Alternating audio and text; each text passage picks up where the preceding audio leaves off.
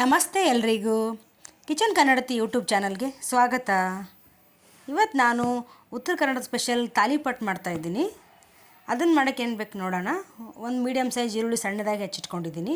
ಹಾಗೆ ಸ್ವಲ್ಪ ಕರಿಬೇವು ಸೊಪ್ಪು ಕಟ್ ಮಾಡಿ ಇಟ್ಕೊಂಡಿದ್ದೀನಿ. ಹಾಗೆ ಒಂದು ಸ್ವಲ್ಪ ಕೊತ್ತಂಬರಿನ ಕಟ್ ಮಾಡಿ ಇಟ್ಕೊಂಡಿದ್ದೀನಿ. ಈರುಳ್ಳಿ ಜಾಸ್ತಿ ಇದ್ದಷ್ಟು ಒಳ್ಳೆಯದೇ. ಮತ್ತು 1-2 ಟೀ ಸ್ಪೂನು ಅಚ್ಕಾರದ ಪುಡಿ, ಚಿಟಿಕೆ ಅರಿಶಿನ, 1 ಸ್ಪೂನ್ ಜೀರಿಗೆ ಮತ್ತು ಉಪ್ಪು ತೊಗೊಂಡಿದ್ದೀನಿ. ನಿಮಗೆ ಅಚ್ಕಾರದ ಪುಡಿ ಬೇಡ ಅಂದರೆ ನೀವು ಹಸಿಮೆಣ್ಸಿಕಾಯಿ ಜೀರಿಗೆ ಪೇಸ್ಟ್ ಮಾಡಿನೂ ಹಾಕ್ಕೋಬೋದು. ಮತ್ತು 4 ಥರ ಹಿಟ್ಟು ತೊಗೊಂಡಿದ್ದೀನಿ.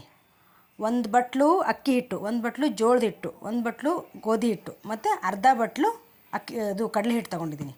ಈ 4 ಥರ ಹಿಟ್ಟು ಮಿಕ್ಸ್ ಮಾಡಿಕೊಂಡು ಮಾಡೋದಿದು ತಾಲಿಪಟ್ಟು.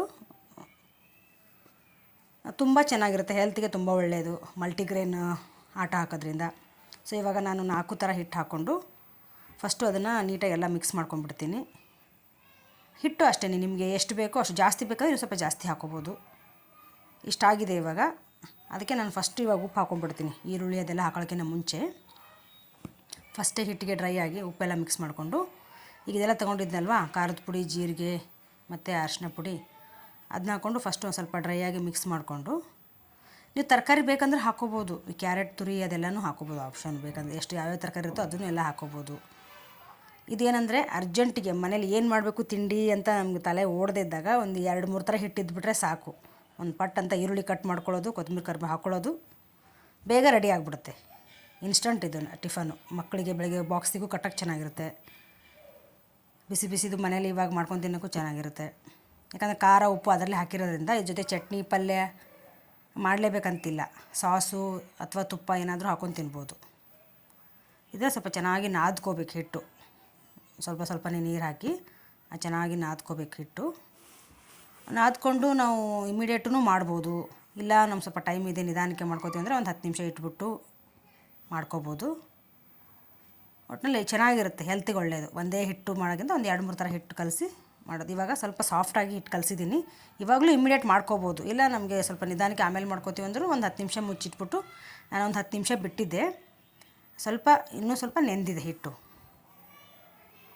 ಇವಾಗ ಇದನ್ನು ಒಂದು ಬಟ್ರ್ ಪೇಪರು ಅಥವಾ ಹಾಲಿನ ಕವರು, ಈ ಥರ ಎಣ್ಣೆ ಕವರ್ ಬರುತ್ತಲ್ಲ ಅದ್ರ ಮೇಲೆ ತಟ್ಕೊಂಡು ನಾವು ಹಾಕ್ಕೋಬೋದು ಡೈರೆಕ್ಟ್ ಹೆಂಚು ಮೇಲೆ.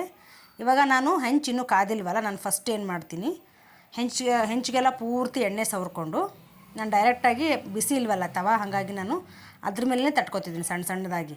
ನಿಮಗೆ ನಂಗೆ ಒಂದೇ ಬೇಕು ಅಂದರೆ ನೀವು ಇಡೀ ಫುಲ್ ತವ ತುಂಬ ಒಂದೇ ತಾಲಿಪಟ್ಟು ತಟ್ಕೊಬೋದು. ಇಲ್ಲ ಚಿಕ್ಕ ಚಿಕ್ಕದಾಗಿ 2-3 ಮಾಡ್ಕೋತೀನಿ ಅಂದರೆ ಹಾಗೂ ಮಾಡ್ಬೋದು. ನಾನೊಂದು 3 ತಾಲಿಪಟ್ಟು ತಟ್ಕೊಂಡಿದ್ದೀನಿ. ಸ್ವಲ್ಪ ಎಣ್ಣೆ ಫಸ್ಟೆಲ್ಲ, ಯಾಕಂದರೆ ಅದು ಅಂಟೆಲ್ಲ ಚೆನ್ನಾಗಿ ಇದಾಗುತ್ತೆ ಅಂತ, ಎದ್ದೊಳುತ್ತೆ ಮೇಲೆ ಅಂತ ಫಸ್ಟ್ ಎಣ್ಣೆ ಜಾಸ್ತಿ ಹಾಕಿದ್ದೆ. ಮತ್ತು ಮಧ್ಯದಲ್ಲಿ ಹೋಲ್ ಮಾಡಿದ್ದೀನಿ, ಯಾಕಂದರೆ ಸ್ವಲ್ಪ ಎಣ್ಣೆ ಹಾಕಿದ್ರೆ ಅದೆಲ್ಲ ಕಡೆ ಸ್ಪ್ರೆಡ್ ಆಗುತ್ತೆ. ಚೆನ್ನಾಗಿ ಕಾದಿದೆ ಹೆಂಚು. ಇವಾಗ ನಾನು ಹಂಚು ಮೇಲೆ ಇಟ್ಟಿದ್ದೆಲ್ಲ ಫಸ್ಟ್ ಮಾಡಿ. ಇಲ್ಲ ನೀವು ಬೇರೆ ಅಂದರೆ ಹಂಚಿಗೆ ಹಾಕಿಟ್ಟು ಆಮೇಲೂ ಈ ಥರ ಹಾಕ್ಕೋಬೋದು. ಈ ಸ್ವಲ್ಪ ಎಣ್ಣೆ ಸುತ್ತ ಹಾಕಿ 2 ಕಡೆನೂ ಮತ್ತೆ ಇವಾಗಲೂ ಸ್ವಲ್ಪ ಎಣ್ಣೆ ಹಾಕ್ಕೋಬೇಕು ಮೇಲ್ಗಡೆ.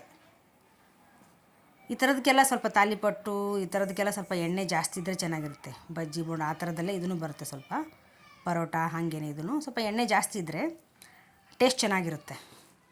ಇವಾಗ ಚೆನ್ನಾಗಿ ರೆಡಿ ಆಯಿತು. ಇವಾಗ ಬಿಸಿ ಬಿಸಿ ಆದ ಉತ್ತರ ಕರ್ನಾಟಕ ಸ್ಪೆಷಲ್ ತಾಲಿಪಟ್ಟು ರೆಡಿ ಆಯಿತು. ನೀವು ಮಾಡಿ ಹೇಗೆ ಬಂದಿದೆ ಅಂತ ಕಮೆಂಟ್ ಮಾಡಿ. Thanks for watching.